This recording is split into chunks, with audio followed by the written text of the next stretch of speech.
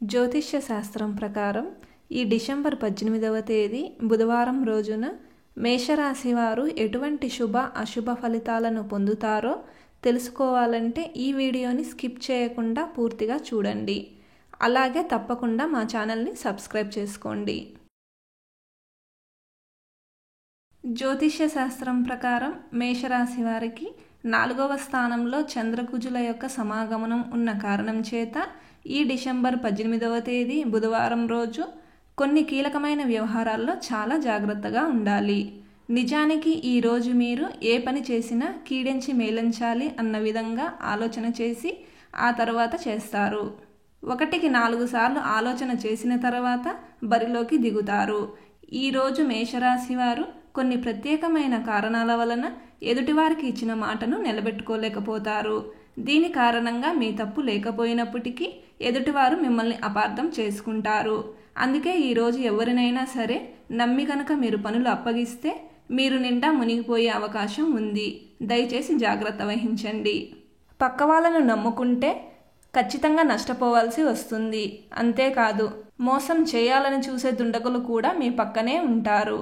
మీతో బాగుంటూనే మిమ్మల్ని వెన్నుపోటు పొడవాలని చూస్తారు. ఏది ఏమైనా ఈరోజు మీరు అన్ని రకాల వ్యవహారాల్లో కాస్త జాగ్రత్తగా ఉండడం మంచిది. విద్యార్థులకు చదువు పట్ల శ్రద్ధ తగ్గుతుంది. ప్రయాణాల వలన అలసట కలుగుతుంది. మొత్తం మీద మేషరాశి వారికి ఈరోజు ఉన్న కాలం అంత అనుకూలంగా లేదు. ఈ బుధవారం రోజు మేషరాశి వారు గులాబీ రంగు దుస్తులను ధరించకండి. నృసింహ కరావలంబ స్తోత్రాన్ని పారాయణం చేయండి.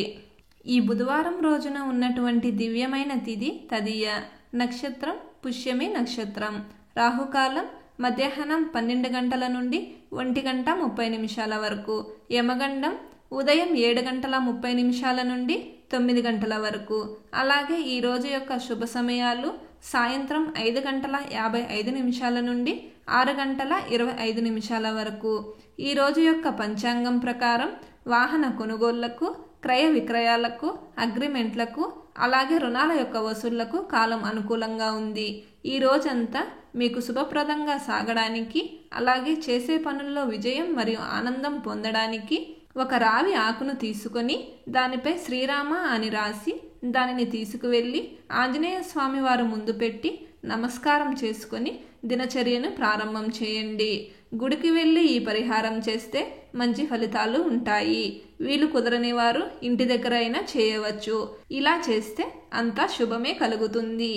ఈ బుధవారం రోజు సంకష్టహర చతుర్థి వచ్చింది కాబట్టి ఆ వినాయకుడిని గజానన అన్న నామంతోటి పూజించాలి.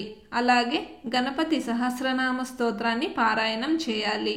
ఈ బుధవారం రోజు ఓం కాలభైరవాయ నమః అనే మంత్రాన్ని పదే పదే జపిస్తూ ఉండాలి.